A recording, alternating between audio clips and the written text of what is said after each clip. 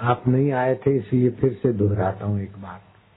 कुछ लोग बोलते हैं कि पहाड़ी लोग पागल हैं, आपका क्या ख्याल है?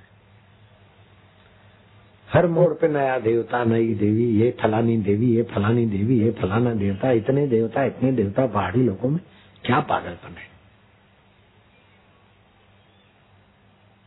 तो मैंने जवाब दिया है, पहाड़ी पागल नहीं है, पहाड़ियों को पागल बोलने वाले मेंटल हॉस्पिटल में भर्ती हो जाए, खर्चा हम देंगे।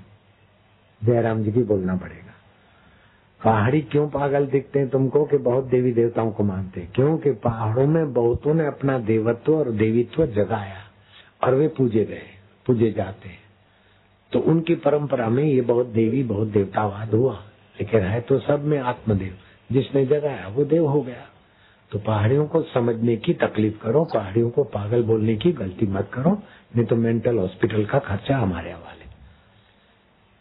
गाय का मांस खाने वाले और दारू पीने वाले, धर्मांतरण करने वाले पहाड़ियों को पागल बोले तो उनको अपने देश में चला जाना चाहिए। यहाँ धर्मांतरण के लिए जाल नहीं बिछाना चाहिए। गांधी जी बोलते थे, अगर मेरे हाथ में कानून बनाने का सत्ता होती तो हमें गौमांस भक्षण और शराब पिलाने वाला ईसाई धर्म नहीं चाहिए। धर्म परिवर्तन वह जहर है जो सत्य और व्यक्ति की जड़ों को खोखला कर देता है।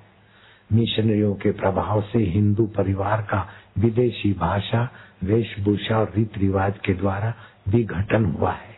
यदि मुझे कानून बनाने का अधिकार होता तो मैं धर्म परिवर्तन बंद करवा देता। इसे तो मिशनरियों ने एक व्यापार बना लिया है, पर धर्म आत्मा की उन्नति का विषय है। इसे रोटी, कपड़ा, पढ़ाई या दवाई के बदले में बेचा या बदला नहीं जा सकता। गांधी जी के विचार मैंने पढ़ के सुना है।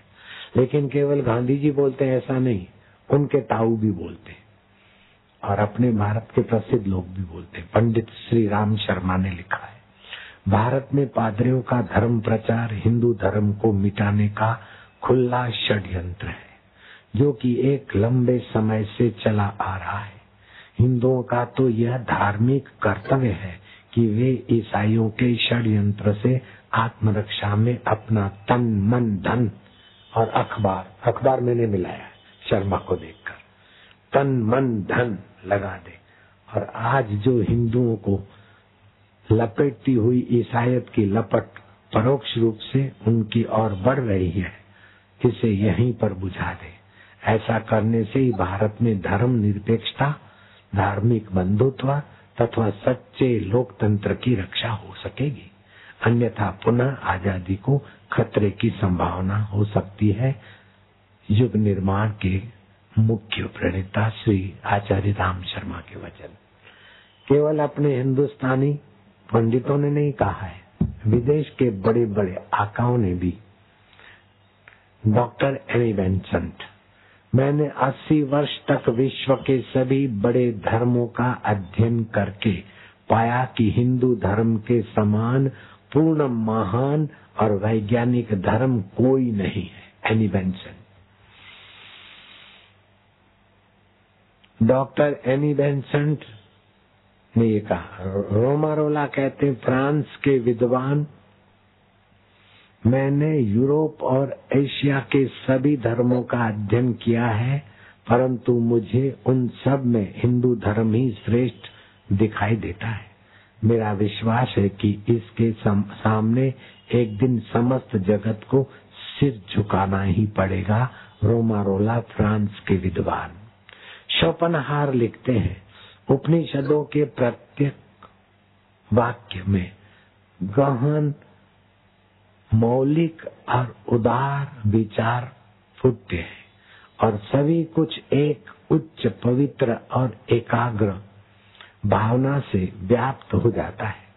संपूर्ण विश्व में उपनिषदों के समान जीवन को ऊंचा उठाने वाला कोई दूसरा अध्ययन का विषय नहीं है।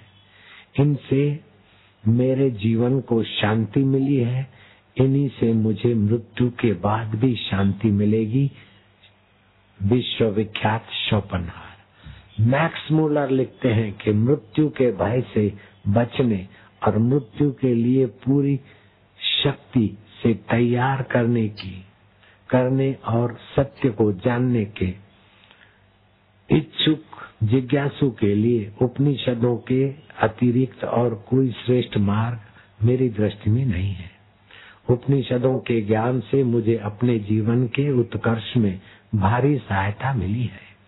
मैं उनका ऋणी हूँ।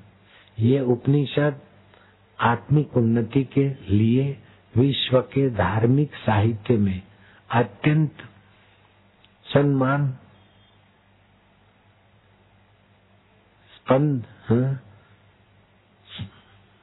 अत्यंत सम्मानास्पद रही है और आगे सदा रहेगी। यह ज्ञान महान मनुष्यों की महान प्रज्ञा का परिणाम है। Max Muller. प्रोफेसर जी आर्क मनुष्य की आत्मिक, मानसिक और सामाजिक बुद्धियां किसी प्रकार सुलझ सकती है, इसका ज्ञान उपनिषदों से ही मिल सकता है। यह शिक्षा इतनी सत्य, शिव और सुंदर है कि अंतरात्मा की गहराई तक उसका प्रवेश होता है। मनुष्य संसारिक दुखों और चिंताओं से घिरा है तो उसे शांति और सहारा देने के अमोघ साधन के रूप में उपनिषद ही सहायक हो सकती है। प्रोफेसर जी आर्क। ऐसे कई विद्वानों के दृष्टांत हैं। इसीलिए भारतीय संस्कृति में धर्मांतरण की कतई जरूरत नहीं है। अपनी संस्कृति की रक्षा करना, संतों के सिद्धांत में कंधे से कंधा मिलाकर जुड़ जाना, ये भी बड़ी सेवा है। पैर दबाना या बढ़िया भोजन कराना, ये तो साधारण सेवा है। बड़ी सेवा है ईश्वर के उच्च सिद्धांत को मानवता के दिल दिमाग में भरना। तीर्थ नाए एक फल, संत मिले फल चार, सदगुरु मिले अनंत फल, कहत कबीर विचार। जिन्होंने दीक्षा ली हुई होती है उसको 33 प्रकार के आध्यात्मिक फायदे होते हैं। उनके झगड़े भक्ति में बदल जाते हैं, उनके ऑपरेशन आराम से टल जाते हैं, उनके एक्सीडेंट टल जाते हैं, पहले से पूर्वक प्रेरणाएं मिल जाती।